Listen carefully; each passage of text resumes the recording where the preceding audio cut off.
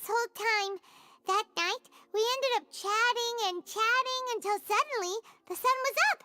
And then she decided she wanted to go to Inazuma. The Balladeer? It sounds like some kind of code name. You look troubled. Is there something you need to tell me?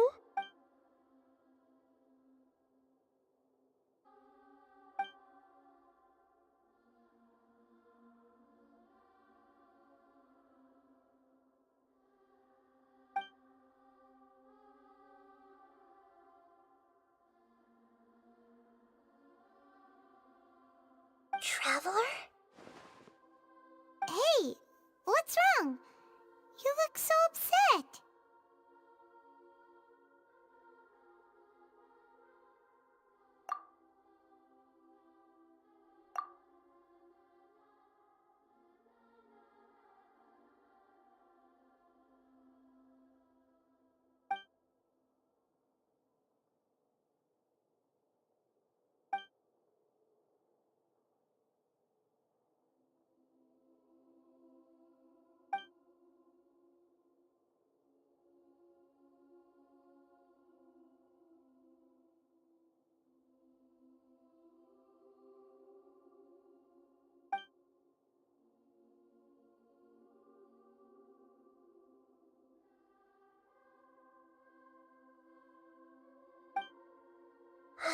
That's quite a story.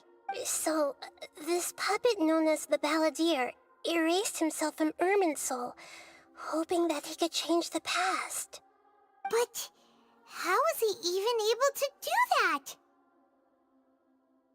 As the Traveler said, he very nearly became Sumeru's deity. Admittedly, I remember it a little differently. I don't recall finding anyone inside the machine after we defeated it. Nevertheless, it does make sense. If someone were to successfully erase themselves from Irminsul, the world would change to reflect the new reality. So, you believe this person really existed, and we just don't remember him because, well, because he literally changed the world? Yes. Theoretically speaking, it is possible to do this. But I'm struggling to imagine the kind of person who would dare go through with it. The Traveler comes from a world beyond to that. That's why there's no information about her in Irminsul, and it also explains why any changes to Irminsul wouldn't affect her. So if there's anyone in the world capable of retaining memories from a past that has been rewritten, it's you. It's quite incredible when you think about it. Paimon's having a hard time understanding this Balladeer guy's motivations. Why did he do it? I can only make inferences based on the information we've been given. As for what kind of person he was, only you remember that.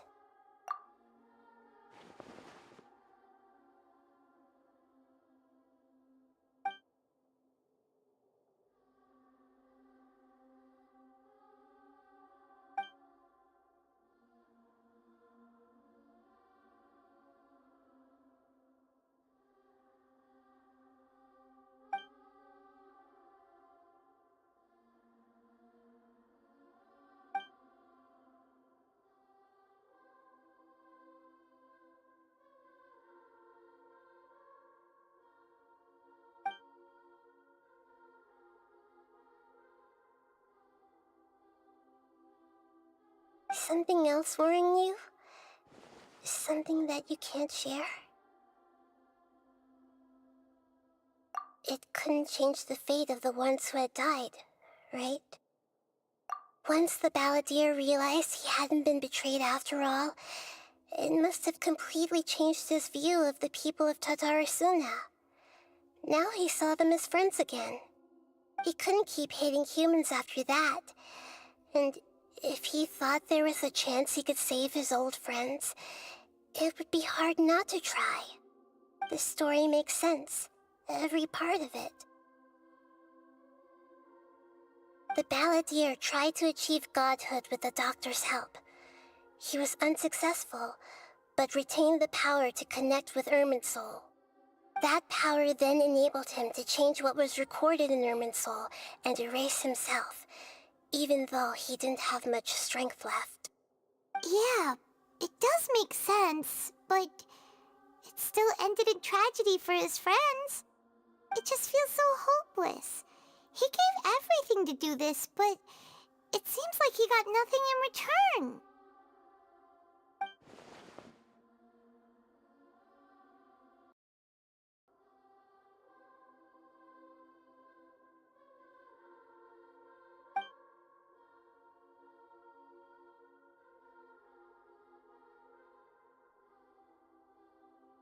Please wait a moment. I want to check something.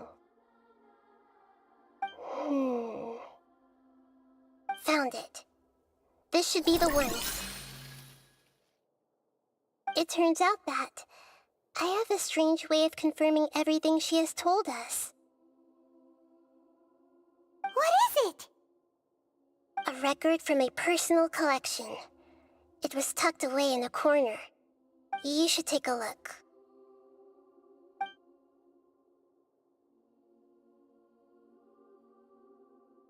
Is this a fairy tale? Who wrote it?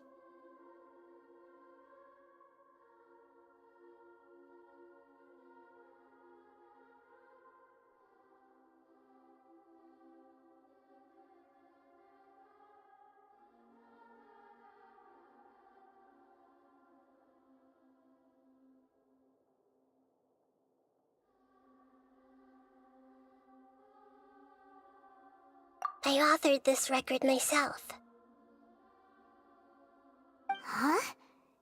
You wrote a fairy tale that somehow has something to do with the Balladeer? When combined with the Traveler's narrative, it's clear that this story is an allegory. Everything in it is a symbol for something else. Hold on. So this record survived from the past? Yes. Any information about the Balladeer or the Kabuki Mono in other records will have been changed. But I wrote this story in a way that means it was left intact. Changing the information in Irminsul changes to that. But Irminsul can't change information that was well hidden in advance. I guess I must have written this story as a backup before the Balladeer entered Irminsul. That's incredible! What a great idea! And sending the Traveler into Irminsul with the Balladeer must have been a further precaution. I knew she'd remember everything. This story is abstract enough that it still resonates with the present information recorded in Irminsul. But if we connect all the different pieces together, the true story that emerges is the one she told us. The now erased life of the Balladeer.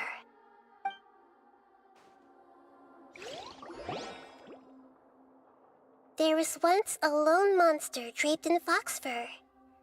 The monster found a family of foxes, joined them, and they became friends. The monster lived with the family day and night, and everyone treated it as one of their own. Once in a while, the monster would take off its fox fur at night, and lament to itself as it gazed at its reflection in the water. I am a monstrosity, yet they are too foolish to see it. I pity them.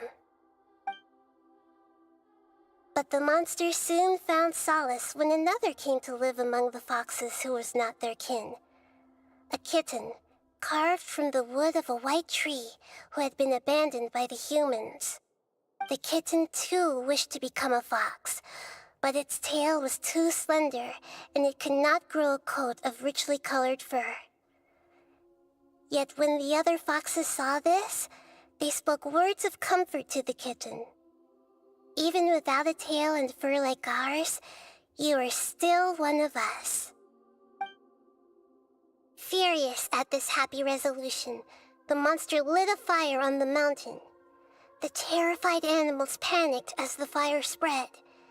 The only way to extinguish the flames was to make a sacrifice.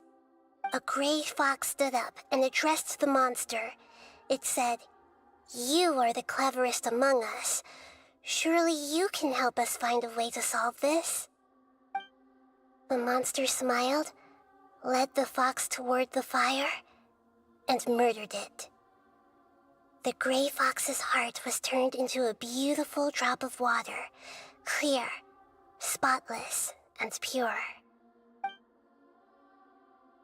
The monster gave the heart of water to the kitten, telling him, "The foxes have decided. You are the one who must be sacrificed. Take this, quench the flames, and die for your fox kin." The fire was extinguished, but the kitten lived. It left that side of the mountain and found a little bird who had a broken wing. The two promised they would spend their whole lives together, but the little bird did not have long left to live. It passed away soon after. After burying the bird, the kitten left the mountain for good. Never again would it cherish a single creature nor a single blade of grass that stood on that mountain. The kitten spent the nights wandering aimlessly, gnashing its teeth at the moon. How it wished to swallow the moon and devour the moonlight. If the world could only return to darkness, then it would finally be peaceful and content. I will become the new moon, the answer to everything. Then, no one will know that there were once birds, foxes, and cats in this world. And no one can know that they were different.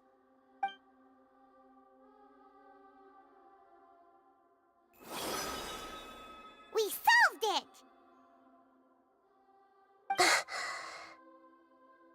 I remember now. This is not just the Balladeer story. It is his very own memories. I made a backup so that it would be preserved no matter what happened. To become a god, he was experimented on and modified countless times. It was brutal torture, and the only reason he was able to survive is that he was a puppet. This memory was extracted from him by the scholars. Presumably, they kept it to have something to defend themselves with. Creating a deity was just the first step. Some of them wanted to be able to control it. That's why they backed up his memory for later use. I buried it deep inside one of my own dreams, and then hid it inside an allegorical story so that it wouldn't be altered. It's hard to believe that this person really existed, let alone that he tried to get rid of us on more than one occasion. Paimon has no memory of him at all. He completely vanished like a puff of smoke. The Balladeer agreed to help me look for information about the Descenders, and although he was unsuccessful, he still helped you. Before he vanished, he confirmed an important detail, that Conria was where your twin first came into this world. We still don't know how the change to Irminsul will affect the senior ranks of the Fatui, but in all likelihood, they won't even remember their own Harbinger. It sounds like Paimon wouldn't like this guy a whole lot if he was still around. But still, Paimon doesn't like the way it all ended that much better. This is why wisdom alone cannot answer all our questions. We look, we see, and we comprehend, but the question still troubles us. So the answer is not everything. People yearn to find the truth and then conquer the troubles they face. When you give someone the truth, you give them a chance to choose their own destiny. To others looking on, this may seem like a pointless endeavor, but for him, the chance to act on his desire to disappear must have meant a lot. Never forget that even when we walk beneath dark clouds along a road filled with suffering, the light of wisdom is always there, guiding us toward a better destination. And that is what you have been doing all along. Yeah, Nahita's right. Cheer up! How about we go get something to eat? We can pick up this heavy conversation again later. Good idea. Paimon, why don't you take her out for a walk to clear her head? You got it! Come on, Traveler! You need to get out of your head for a while. You'll feel much better after taking a walk. Let's go get a snack from one of the stalls in the Grand Bazaar! That'll be sure to lift our spirits. It must be really tough being the only one who remembers all that, but Paimon's always here to help cheer you up.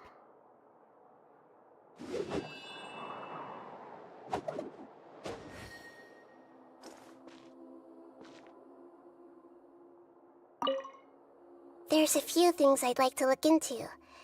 You should go take a walk and try to unwind.